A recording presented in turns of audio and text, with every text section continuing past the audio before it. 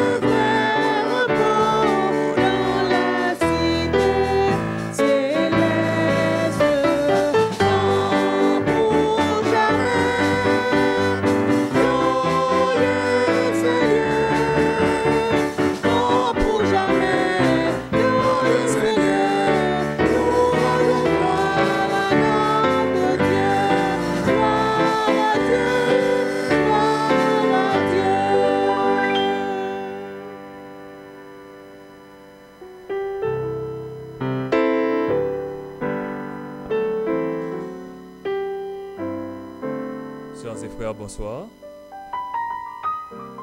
Ouvrons nos Bibles et lisons ensemble le psaume 92. Il est beau de louer l'Éternel et de célébrer ton nom au Très-Haut, d'annoncer le matin ta bonté et ta fidélité pendant les nuits, sur l'instrument à 10 cordes et sur le luth au son de la harpe. Tu me réjouis par tes œuvres, ô Éternel, et je chante avec allégresse l'ouvrage de tes mains. Que tes œuvres sont grandes, ô Éternel, que tes pensées sont profondes. L'homme stupide n'y connaît rien, et les sensés n'y prend point garde. Si les méchants croissent comme l'herbe, si tous ceux qui font le mal fleurissent, c'est pour être anéantis à jamais. Mais toi, tu es le Très-Haut à perpétuité, ô Éternel. Car voici tes ennemis, ô Éternel, car voici tes ennemis périssent. Tous ceux qui font le mal sont dispersés, et tu me donnes la force du buffle. Je Je suis arrosé avec une huile fraîche. Mon œil se plaît à contempler mes ennemis et mon oreille à entendre mes méchants adversaires. Les justes croissent comme le palmier. Ils s'élèvent comme le cèdre du Liban. Plantés de la maison de l'Éternel, ils prospèrent dans les parvis de notre Dieu. Ils portent encore les fruits de la vieillesse. Pour faire connaître que l'Éternel est juste, il est mon rocher et il n'y a point d'iniquité. Courbons la tête pour la prière.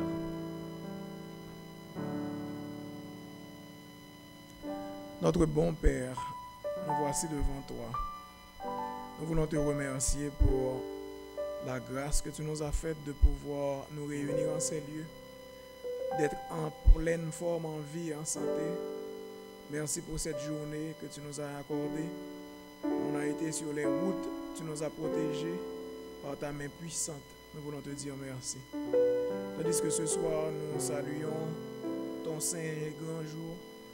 Nous voulons, Seigneur, te demander que ta présence soit parmi nous et que nous puissions respecter cette présence au milieu de nous. Tandis que tu fais beaucoup de bien à tes enfants le jour du sabbat, je te demande, bon Père, de jeter un regard de compassion sur tes enfants à Bethel et d'accorder à chaque adorateur de tes plus riches bénédictions. Et que chacun puisse sentir qu'au cours de ce sabbat, ils ont été visités par toi. Bénis la soirée que nous allons avoir, le pasteur Jean Hercule, que tu vas utiliser à ta cause, et chaque personne qui doit intervenir. Accorde à chacun d'entre nous, Seigneur, la grâce de ne pas agir pour nous, mais toi parle, toi convainc, toi touche les cœurs, et que tous parviennent à reconnaître que tu es le seul et vrai Dieu pour accomplir ta volonté dans leur vie. Bénis ce sabbat encore pour nous. Visite ton peuple en adoration. C'est au nom de Jésus que nous te prions, lui qui vit et demeure au siècle des siècles.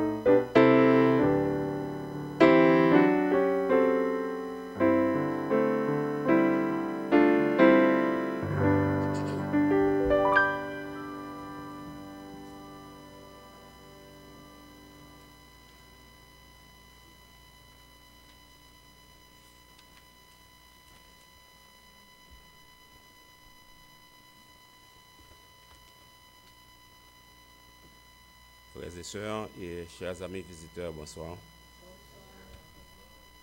Excusez-moi, la voix n'est pas très solide, mais avec la grâce de Dieu, on va essayer de passer à travers.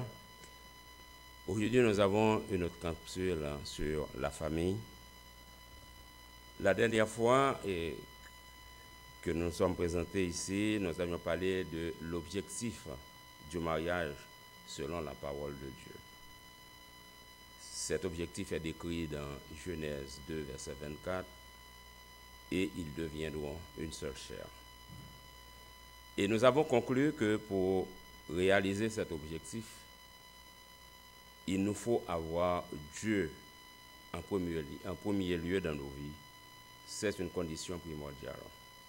Deuxièmement, chaque couple doit faire l'effort nécessaire pour assurer l'unité et l'harmonie de son foyer. Ce soir, notre sujet porte sur l'importance de l'atmosphère du foyer conjugal. Comment arriver à assurer cette unité et cette harmonie au foyer?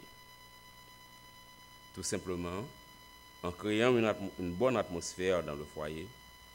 Et c'est une responsabilité qui incombe d'abord aux parents, car ce sont les parents qui, dans une large mesure, créent l'atmosphère du cercle familial.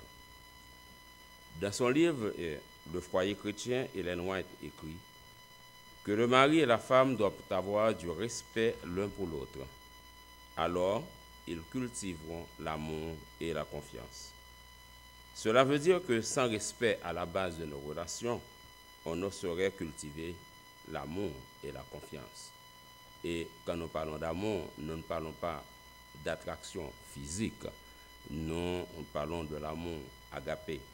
Et c'est comme si, pour prendre un exemple, le Maria, ouais madame, le madame, ouais Maria, donc, li ouais, Maria, ouais c'est côte li, que bon Dieu te prend pour te créer. C'est-à-dire c'est la chair de sa chair.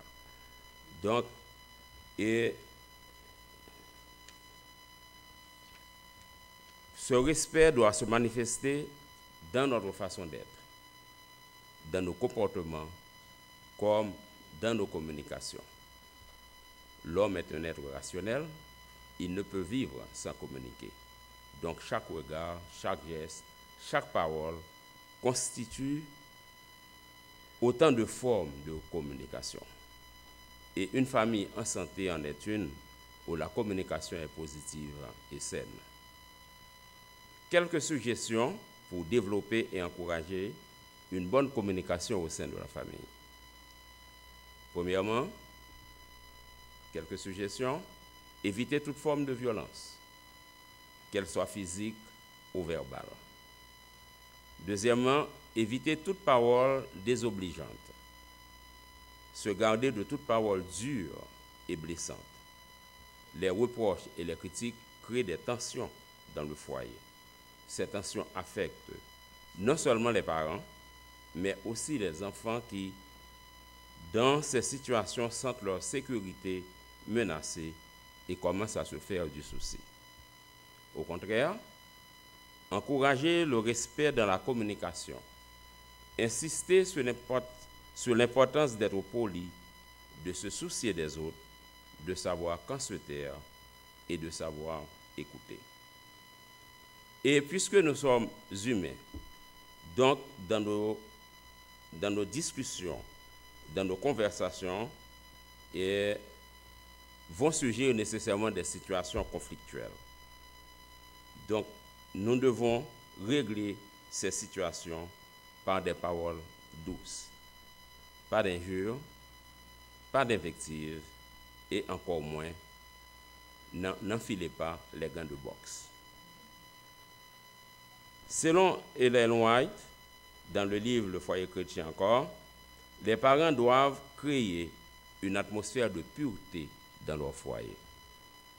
Dans leurs paroles et dans leur comportement réciproque, ils donneront ainsi aux enfants un exemple précieux de la vie chrétienne telle qu'elle devrait être pratiquée.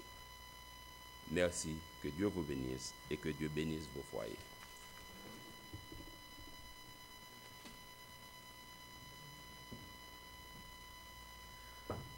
Avant qu'on ait le moment de louange, j'aimerais demander si ces personnes sont dans la salle. Café Marineggi. Non. Julio Nixon. Belinda Durogène. Ils ne sont pas dans la salle. Ça, c'est les visiteurs qui ont été avec nous pendant 6 visites et plus, à qui on allait remettre des cadeaux spéciaux. On va attendre le jour où ils seront là. Est-ce qu'il y a dans la salle des visiteurs qui étaient venus moins que 6 fois?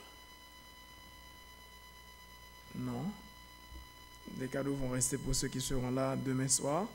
Nous allons enchaîner avec le moment de louange et je vous laisse avec sœur Olga qui va assumer le moment de louange. Et s'il y a des gens qui font partie du groupe de chant, même s'ils ne sont pas de service, je leur demanderai de seconder pour l'accompagner. Nous louons ensemble le Seigneur. Bonne adoration.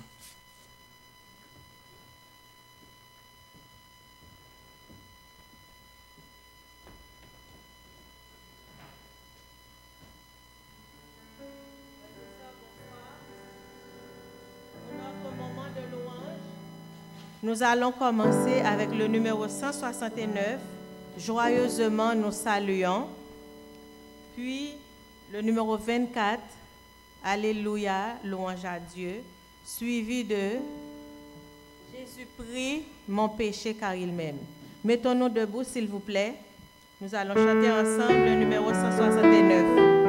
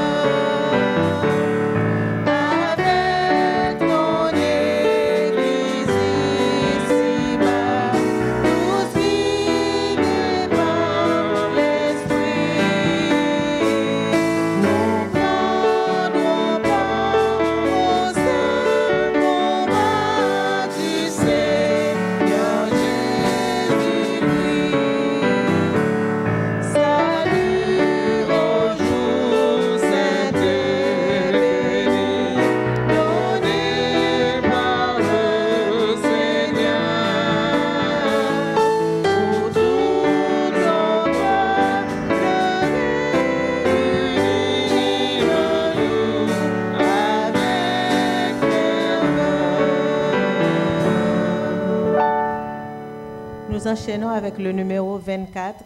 Alléluia, louange à Dieu.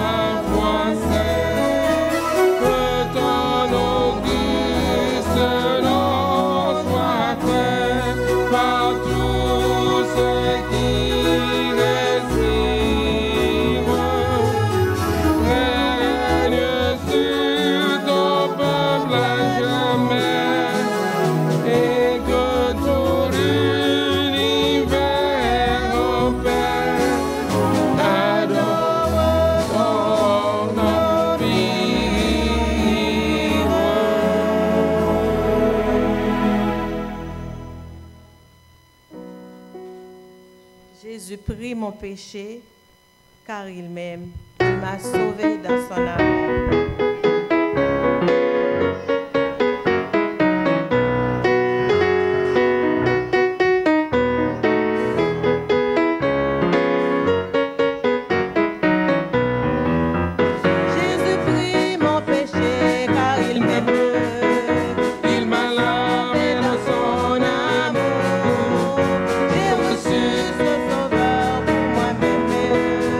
Et je fus délivré dès ce jour.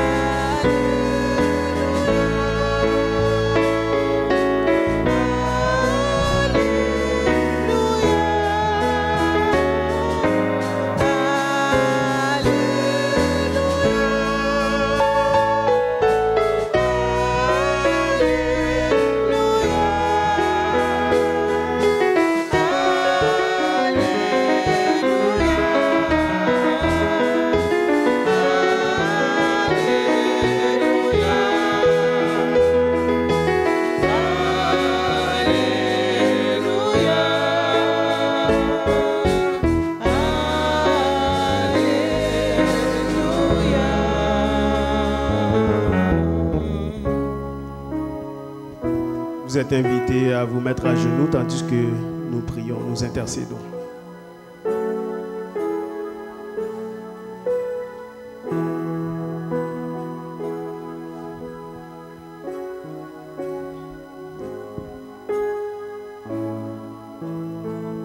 Éternel, notre Dieu, notre bon et tendre Père céleste, toi qui vis de toute éternité, toi qui subsistes de par toi-même, béni soit ton Saint-Nom. Voici tes enfants réunis en ce soir, reconnaissants de ce que tu as été avec nous tout au courant de cette semaine. Chaque matin, nous nous sommes levés et nous pensons que c'est toi qui passes nous visiter, qui viens nous voir, qui nous secoue et qui nous apporte des présents. Nous pensons que c'est toi qui viens nous amener ta fraîcheur chaque matin. Nous te remercions pour cela. Et nous avons senti ta présence avec nous.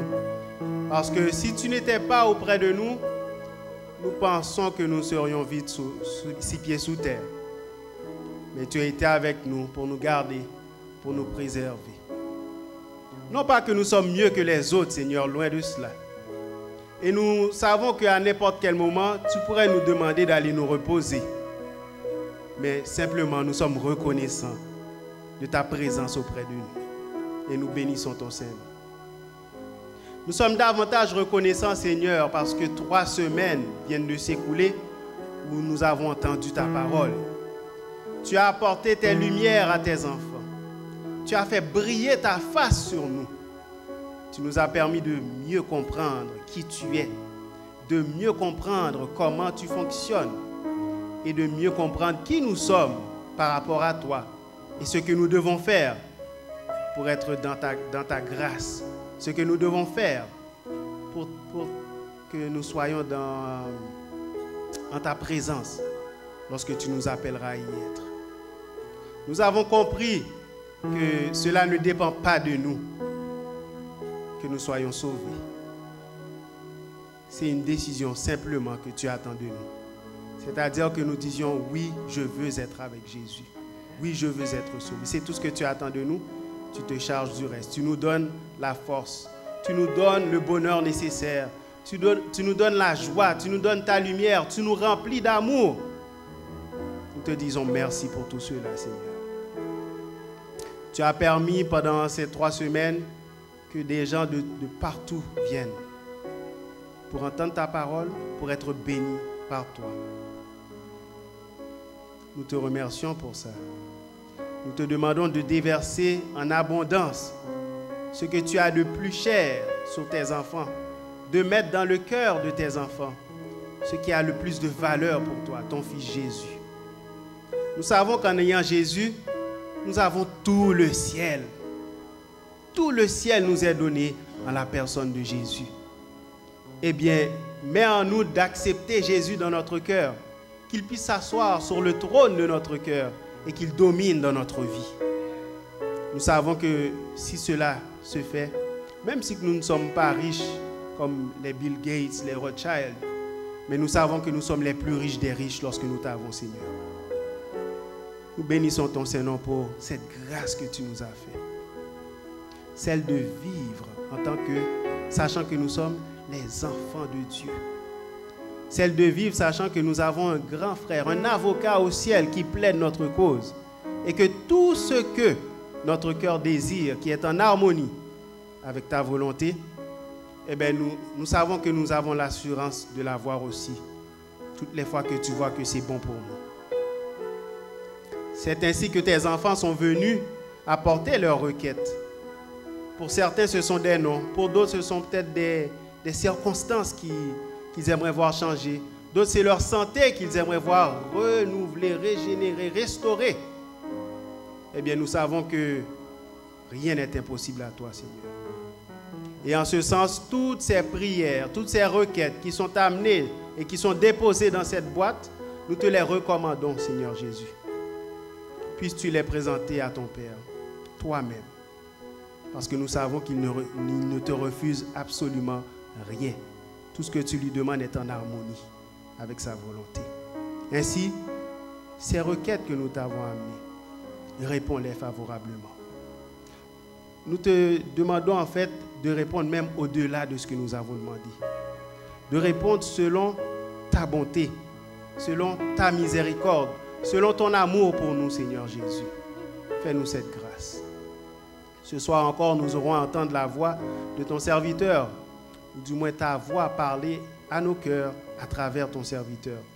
Nous te demandons d'ores et déjà de te saisir de lui, de le remplir de ton esprit et de faire en sorte que lorsqu'il prendra la parole ce soir, eh bien que nos cœurs soient touchés et que nous soyons édifiés, que les jours que nous avons passés à tes pieds, eh bien que nous connaissions une nouvelle dimension à cette expérience-là, Seigneur. Bénis-nous abondamment. Entends-nous, Dieu des cieux, tout en nous pardonnant nos fautes, nos manquements et nos iniquités. Nous te prions ainsi, au nom de Jésus qui vit, qui règne, qui demeure au siècle des siècles. Amen.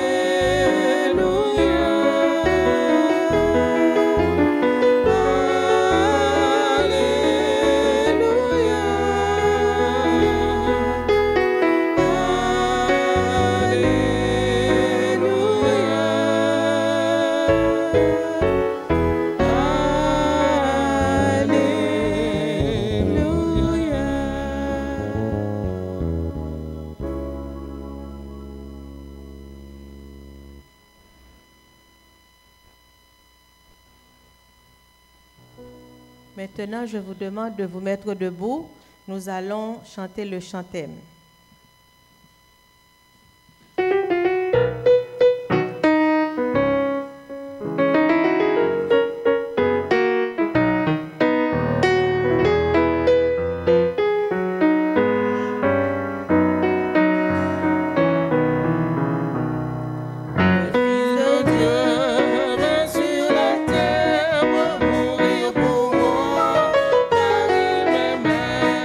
Mais il ne pleut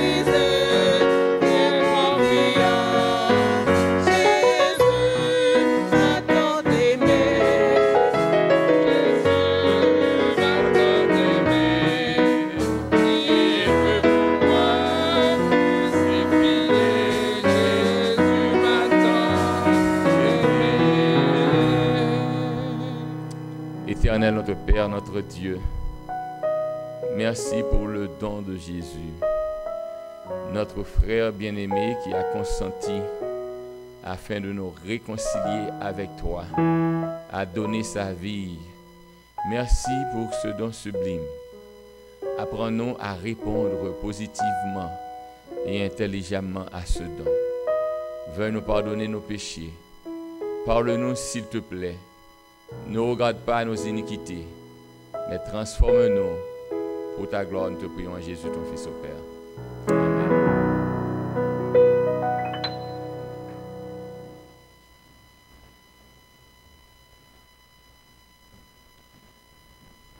Nous sommes très heureux de vous accueillir.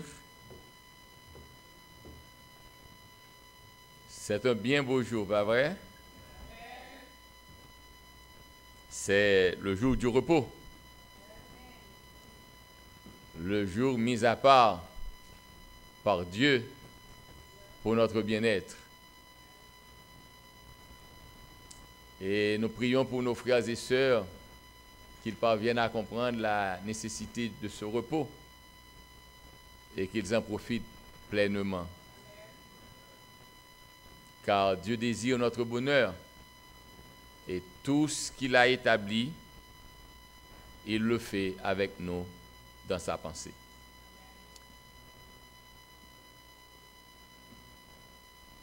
J'aurais aimé que vous et moi, nous prenions le temps de réfléchir sur notre avenir. Le sujet que nous allons considérer ce soir a pour titre « As-tu choisi de gravir les échelons du salut ?» Laissez-moi vous poser cette question. Le péché est-il réel? Le péché est réel? Ok. Est-ce que vous pensez que les gens pêchent encore? Nous sommes pécheurs? Croyez-vous que Dieu veut que nous cessions de pécher? Et combien d'entre vous, par la grâce de Dieu, veulent ne plus pécher? Nous toutes? Non, j'aurais aimé que tu répondes pour toi-même.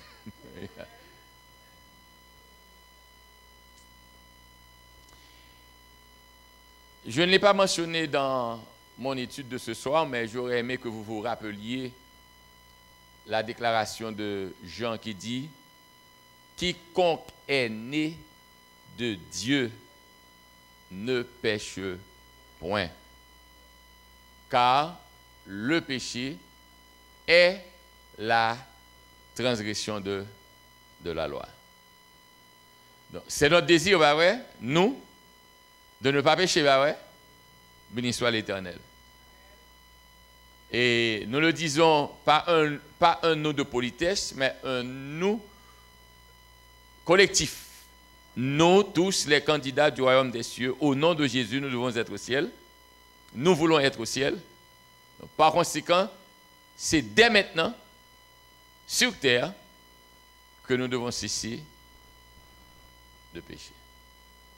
C'est-à-dire, nous devons commencer à haïr cette tendance à se rebeller contre Dieu.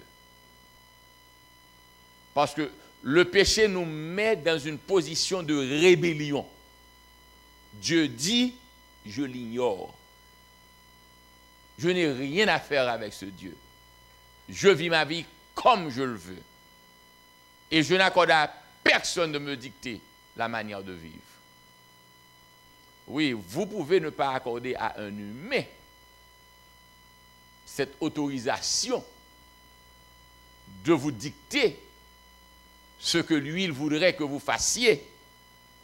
Mais quand il s'agit de celui qui vous a créé et qui ne désire que votre bonheur, vous devez vous remettre totalement et sans réserve à se mettre. Donc, le péché est réel. Parce que la mort est aussi réelle. Du moment où je suis venu à maintenant, il y a plus de trois cérémonies des funérailles. La mort est réelle. Maintenant, si la mort est réelle, nous croyons aussi que la résurrection est réelle. Et nous ressusciterons non pour le jugement, mais pour la vie éternelle, n'est-ce pas cela? Ceux qui vont être jugés sont ceux qui n'ont pas su choisir l'avocat maintenant. Mais à nous, nous qui avons eu le privilège de choisir l'avocat, à nous, il sera donné de passer de la mort à la vie sans venir au jugement. Vous comprenez cela, vrai? Donc, voici ce que je me propose de faire avec vous. Je priais et puis c'est ainsi que Dieu veut que je présente le sujet de ce soir. Nous partons de l'abîme du péché au jour glorieux de notre salut. Et quelles sont les étapes à suivre? Voulez-vous voir cela? Allons ensemble. Dans Matthieu 10, versets 21 et 22, la Bible déclare: le frère livrera son frère à la mort, et le père son enfant. Les enfants se soulèveront contre leurs parents et les feront mourir. Vous serez haïs de tous à cause de mon nom. À cause de mon nom. Mais celui qui persévérera jusqu'à la fin sera sauvé. Celui qui persévérera jusqu'à la fin sera sauvé. Comprenez très bien, l'image paraît triste. Ce n'est pas une belle image. Le frère livre son frère à la mort. Le père livre son enfant à la mort. Et les enfants se soulèvent contre leurs parents et peuvent même les faire mourir. Vous serez haïs de tous à cause de mon nom. Laissez-moi vous dire, et j'aime la manière dont les théologiens l'expriment, c'est un détachement pour un attachement. Quand on s'attache à Jésus, quand on réclame Jésus dans sa vie et quand on veut vivre pour Jésus, il y a un choc qui se fait. Il y a un bouleversement qui se produit. Il y a une remise en question des valeurs. Celui qui autrefois était votre ami cesse de l'être. Celui qui prenait plaisir à vous accueillir ne veut plus vous voir. Parce que n'oubliez pas que l'ennemi s'en prend contre tous ceux qui veulent marcher avec Jésus. C'est pourquoi quelqu'un ne devrait pas attendre que son mari lui donne l'autorisation de servir Jésus. Un fils ne devrait pas attendre que sa maman approuve. Naturellement, il faut informer votre mère, votre père. Vous vivez dans un foyer. D'ailleurs, c'est quelque chose de si sublime, de si noble. On ne devrait pas avoir honte de le dire. Je vais être baptisé. J'ai accepté Jésus pour mon sauveur. Parce que celui que vous avez accepté, à aucun moment donné de votre vie, ne va pas vous décevoir. Et celui que vous avez accepté pour être votre grand frère, votre sauveur, il n'est pas avec vous seulement sur la terre, il veut vous introduire dans sa demeure. Parce qu'il est venu sur la terre corrompue, pour être semblable à vous, mais ce n'était pas sa demeure. Il ne fait que venir à votre rachat. Maintenant, il a remporté la victoire, il est retourné chez lui et il a dit qu'il doit vous introduire chez lui. Donc on ne doit pas avoir honte de Jésus. Il ne faudrait jamais avoir honte de lui. D'ailleurs, c'est une bénédiction que de connaître Jésus.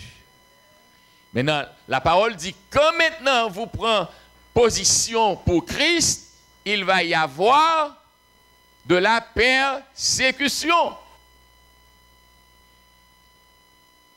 Et il me semble que servir Christ rend ceux qui, avant que vous ayez eu à accepter Christ, qui avaient peur de vous, maintenant ils deviennent braves. Ils peuvent vous abuser comme ils veulent. Parce qu'ils vous diront, vous avez Jésus, n'oubliez pas. Vous avez Jésus. Mais souffrez. Acceptez. Parce que le jour de votre délivrance va arriver. Je tiens à saluer la présence de mon collègue, notre docteur Luders. C'est un ami depuis Haïti pour qui j'ai un profond respect. Car quand Dieu appelle un homme, il ne peut se cacher. C'est vrai qu'il est médecin, il est dentiste, et cela m'avait toujours fasciné. Alors, c'était sa profession. Puis je le voyais se rendre à la faculté de théologie pour étudier la théologie. Je dis, mais qu'est-ce qui se passe? L'homme est médecin, mais Dieu l'appelle.